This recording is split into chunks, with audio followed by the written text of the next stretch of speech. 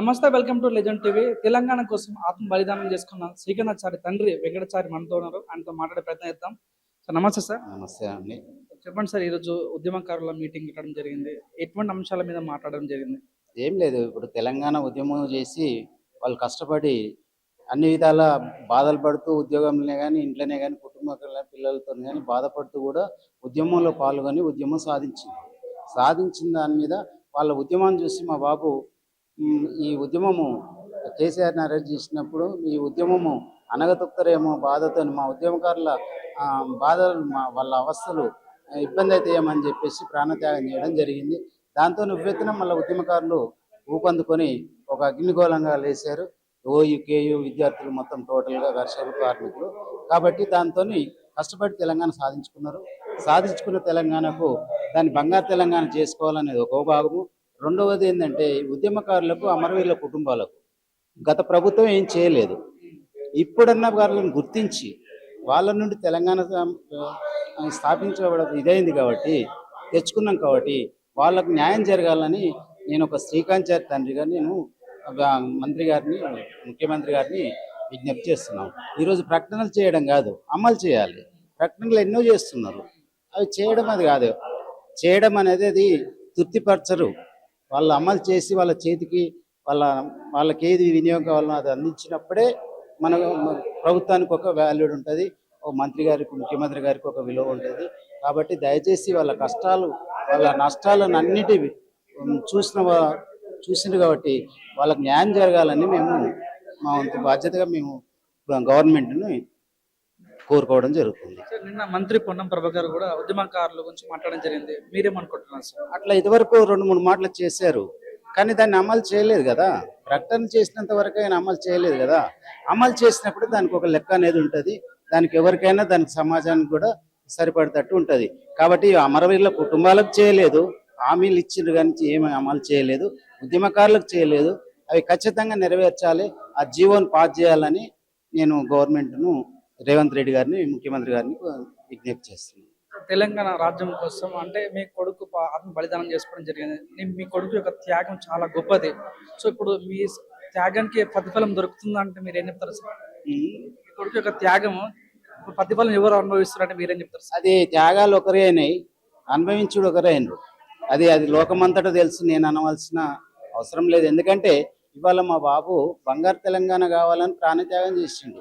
తెలంగాణ వనరులు వసతులు మన ఉద్యోగాలు, మన నీళ్లు, మన నిధులు, మన నిరుద్యోగులకు విద్యార్థులకు అందరికీ న్యాయం జరగాలనే దాని మీద నా ప్రాణం త్యాగంతోనైనా తెలంగాణ వస్తుంది. తెలంగాణ వస్తే మన తెలంగాణ ప్రజలకు 4.5 కోట్ల ప్రజలకు ఒక న్యాయం జరుగుతుందని ప్రాణత్యాగం చేయడం జరిగింది. కానీ ఊహించినంత బంగారు తెలంగాణ కాలేదు. కాబట్టి మా బాబు అమరవీరుడు శ్రీకాంతాచారితో పాటు ఇంకా 1200 మంది అమరులైనరు. వాళ్ళకు కూడా ఆత్మ పోషిస్తుందని మేము భావించుకుంటున్నాం. ఎందుకంటే మేమే తట్టుకోలేని పరిస్థితి వస్తుంది. వాళ్ళు ప్రాణత్యాగాలు చేసిన వాళ్ళకి ఎంత బాధ ఉండాలి. కాబట్టి మా తల్లిదండ్రులకు కూడా తృప్తి లేదు.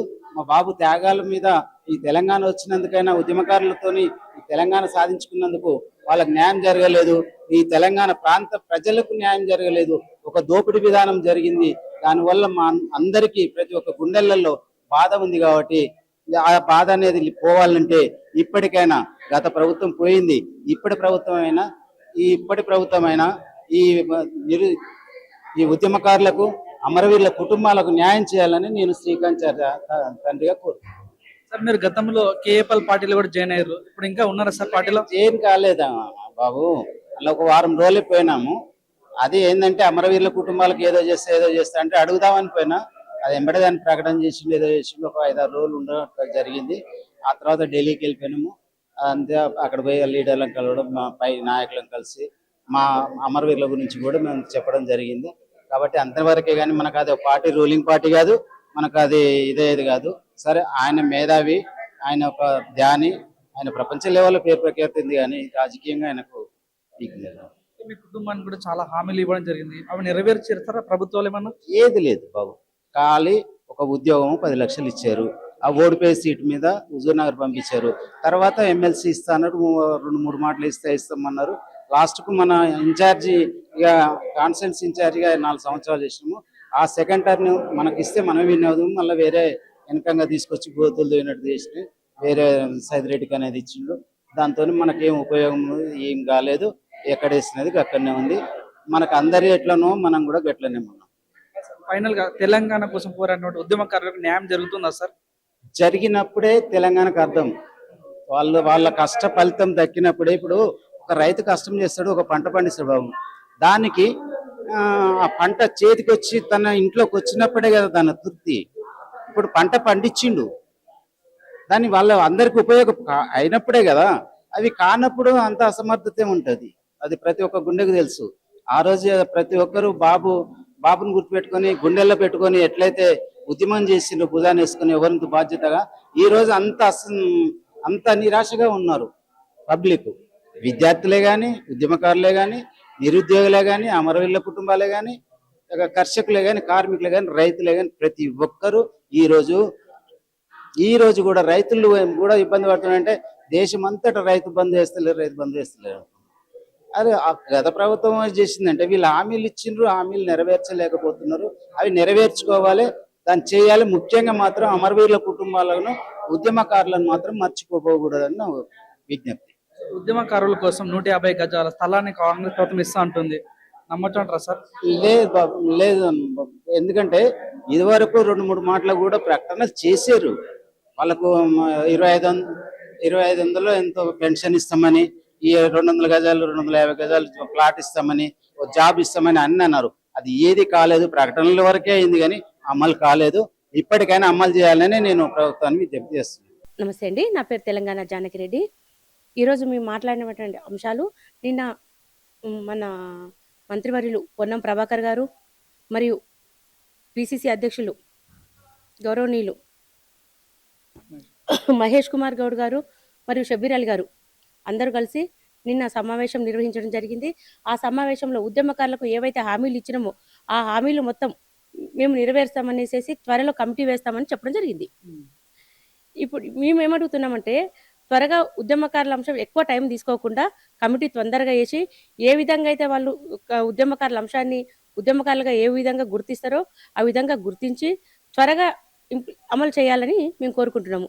దాంతో పాటు మేము ఉద్యమకారులకి బడ్జెట్ సమావేశాలు జరిగినప్పుడు బడ్జెట్లో కూడా ఉద్యమకారులకి కొంత బడ్జెట్ కేటాయించాలని కూడా కోరుకున్నాం. ఇప్పుడు తెలంగాణ ప్రభుత్వం ఏర్పడడానికి అవునన్న కాదన్న ఉద్యమకారులు ఎంతో కృషి, వాళ్ళ త్యాగం ఉంటుంది. సో ఇప్పుడు ఉద్యమకారులు సంతోషంగా ఉన్నారని మీరు అనుకుంటున్నారా మేడం? ఏం చెప్పదలుచుకున్నారు? బ్రదర్, గడిచిన 10 సంవత్సరాలలో కూడా ఇవి చేయాల్సింది టీఆర్ఎస్ గవర్నమెంటే చేయాల్సింది, కానీ గత ప్రభుత్వం ఇవి చేయలేదు. కానీ అయినా కానీ ఇప్పుడు మనం దాని గురించి మాట్లాడాల్సిన అవసరం కూడా లేదు. ఎందుకంటే ఇప్పుడు వాళ్ళు చేయకుండా వెళ్ళిపోయారు. కానీ రేవంత్ రెడ్డి గారు, కాంగ్రెస్ ప్రభుత్వం ఆ రోజు అన్నా అనకున్నా ఆ రోజు అమ్మ సోనియమ్మనే మనకు తెలంగాణ ప్రకటించింది.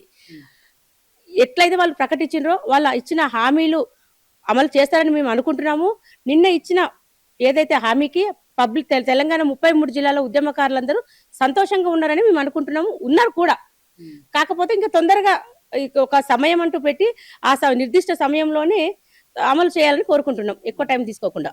150 గజాల స్థలాన్ని ఉద్యమకారులు ఇస్తానని చెప్పడం జరిగింది. సో ఏం చెప్తారు మేడం? అవునండి, గవర్నమెంట్ మేనిఫెస్టోలోనే పెట్టింది.